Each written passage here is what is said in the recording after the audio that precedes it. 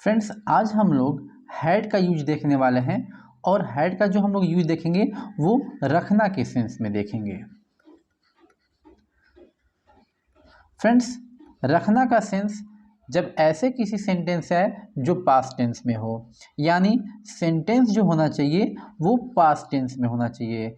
Sentence जब past tense में रहे और उस सेंटेंस से जो है रखना का सेंस निकले, यानी सेंटेंस से मालूम चले कि उसमें जो व्यक्ति है, जो अगर कोई चीज़ है उसके पास कुछ है, वह किसी चीज़ को रखता है अपने पास, तो वहाँ पर हम हैड का यूज करेंगे। और फ्रेंड्स, इसमें एक ही केवल यूज़ है, केवल हैड है, तो हर तरह के सब्जेक्ट के साथ हम हैड का यूज करेंगे। इस टॉपिक में, इस वीडियो में मैं आप लोगों को हैड का यूज़ भी बताऊंगा और इससे जुड़े हुए सेंटेंस को मैं यह भी बताऊंगा कि आप कैसे ट्रांसलेट करेंगे। तो हम लोग ट्रांसलेट करना भी इस वीडियो में सीखेंगे। तो ये तो फ्रेंड्स क्लियर हो गया, जब भी सेंटेंस, कोई सेंटेंस पास्ट टेंस में रहे और उस सेंटेंस से रखना का सेंस निकले, उस सेंटेंस से मालूम चले कि जो भी व्यक्ति उसमें है या कोई चीज़ है वह जो है किसी चीज़ को अपने अंदर रखता है, अपने पास रखता है, तो वहाँ हम हैड का यूज करेंगे। अब हम लोग पॉजिटिव सेंटेंस देखते हैं, इसको मैं ट्रांसलेट करूंगा। यहाँ पे कुछ सेंटेंस है और सेंटेंस से अगर आपका डाउट अभी क्लियर नहीं हुआ है तो सेंटेंस से आपका जो भी डाउट है वो क्लियर हो जाएगा। तो चलिए इसको ट्रांसलेट करते हैं। मेरे पास एक कार थी।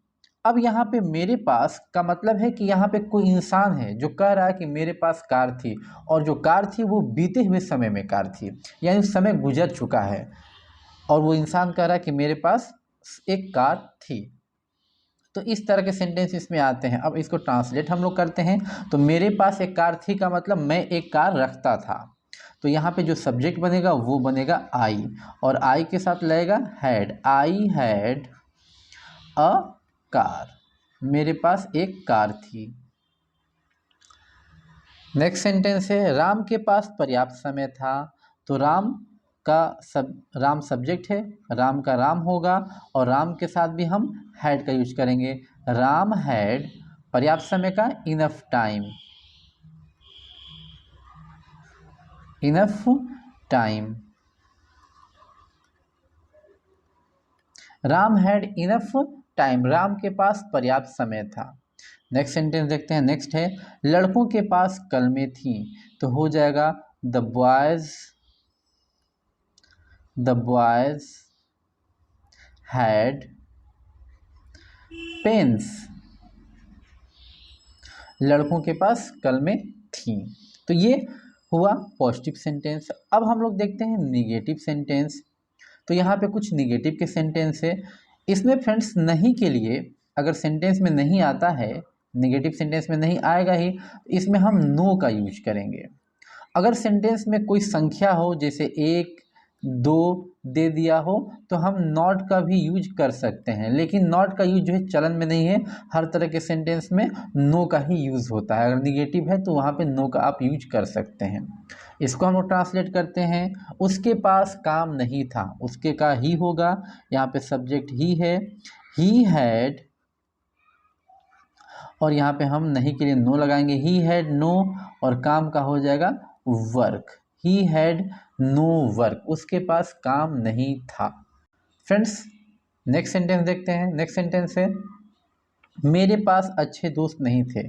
मेरे पास का मतलब यानी मैं अच्छे दोस्त नहीं रखता था, तो यहाँ पे जो सब्जेक्ट होगा वो होगा I. I had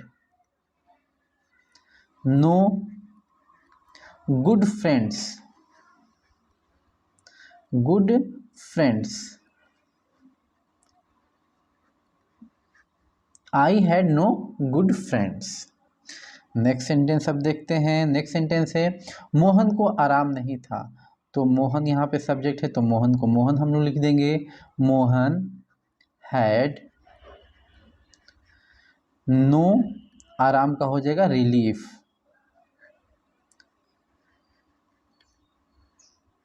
Mohan had no relief, Mohan को आराम नहीं था।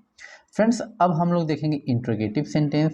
तो इंट्रोगेटिव में सबसे पहले देखेंगे क्वेश्चन फ्रॉम आउटसाइड, यानी हिंदी सेंटेंस में क्या सबसे पहले लगा रहेगा, तो इसको बोलते हैं क्वेश्चन फ्रॉम आउटसाइड।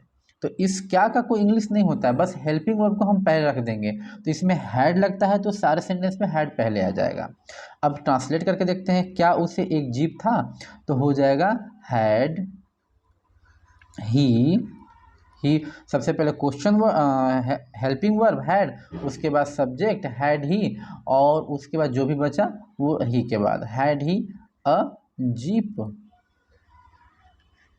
फिर question mark, had he a jeep, क्या उसके पास एक जीप था। क्या तुम्हारे, नेक्स्ट सेंटेंस है, क्या तुम्हारे पास एक घर था, तो इस क्या के लिए भी सबसे पहले हम लोग हेल्पिंग वर्ब को लिख देंगे, तो हैड हो गया, और तुम्हारे पास का सब्जेक्ट जो बनेगा यू बनेगा, had you a house, question mark, क्या तुम्हारे पास एक घर था। नेक्स्ट सेंटेंस है, क्या राम के पास 10 रुपये नहीं थे। अब ये निगेटिव भी है, यानी इसमें नॉट का भी यूज़ करना है। तो क्या पहले है, तो सबसे पहले हम लोग हैड लिख देते हैं, उसके बाद सब्जेक्ट है राम, तो हैड के बाद Ram, had Ram no 10 rupees, 10 rupees, question mark, क्या राम के पास 10 रुपये नहीं थे। सबसे पहले क्वेश्चन वर्ड, सबसे पहले हेल्पिंग वर्ब, उसके बाद सब्जेक्ट, फिर नो है तो नहीं है सेंटेंस में तो नो, उसके बाद जो भी वर्ड रहेगा उसके बाद हम लिख देंगे। यानी इस क्या का जो है कोई वर्ड नहीं होता है, बस हम लोग हेल्पिंग वर्ब को पहले लिख देते हैं, और चूंकि इसमें एक ही हेल्पिंग वर्ब है तो केवल हैड पहले आ जाएगा। अगर कोई ऐसा सेंटेंस रहता है जिसमें उसमें 2 हेल्पिंग वर्ब यूज़ होता है, तो हम सब्जेक्ट देखेंगे, जिस सब्जेक्ट के साथ जो हेल्पिंग वर्ब लगेगा उसको पहले लिख देंगे, तो क्या का इंग्लिश देने लगता है। हैड राम नो 10 रुपीज़, क्या राम के पास 10 रुपये नहीं थे। अब फिर हम लोग देखते हैं इंट्रोगेटिव सेंटेंस, जिसमें क्वेश्चन वर्ड जो है आता है सेंटेंस के बीच में, तो क्वेश्चन वर्ड सेंटेंस के बीच में आता है, इसलिए इसको बोलते हैं क्वेश्चन फ्रॉम इनसाइड। तो ऐसे सेंटेंस को देखेंगे तो इसमें क्या होगा, जितने भी क्वेश्चन वर्ड है, कब है, फिर क्यों है, फिर कैसे है, इसकी इंग्लिश सबसे पहले लिखी जाती है। तो सबसे पहले हम लोग क्वेश्चन वर्ड लिखेंगे कब, तो कब का इंग्लिश होगा व्हेन, उसके बाद फिर हेल्पिंग वर्ब आएगा, तो व्हेन हैड, अब आएगा सब्जेक्ट, अब इसमें सब्जेक्ट क्या है, उसके पास यानी ही है, when had he a car, question mark, when had he a car, उसके पास कब एक कार थी। सबसे पहले क्वेश्चन वर्ड, उसके बाद हेल्पिंग वर्ब, और फिर सब्जेक्ट, और जो भी वर्ड बचता है वो लास्ट में। नेक्स्ट सेंटेंस देखते हैं, उन्हें ज्ञान क्यों नहीं था। अब ये निगेटिव भी है, तो निगेटिव जो यूज होता है वो सब्जेक्ट के बाद यूज होता है, तो उसको हम लिख देंगे। तो इसको ट्रांसलेट करते हैं, उन्हें ज्ञान क्यों नहीं था, तो क्यों का सबसे पहले वाई, उसके बाद हैड, वाई हैड दे, उसके बाद सब्जेक्ट के बाद नो, और ज्ञान का हो जाएगा नॉलेज,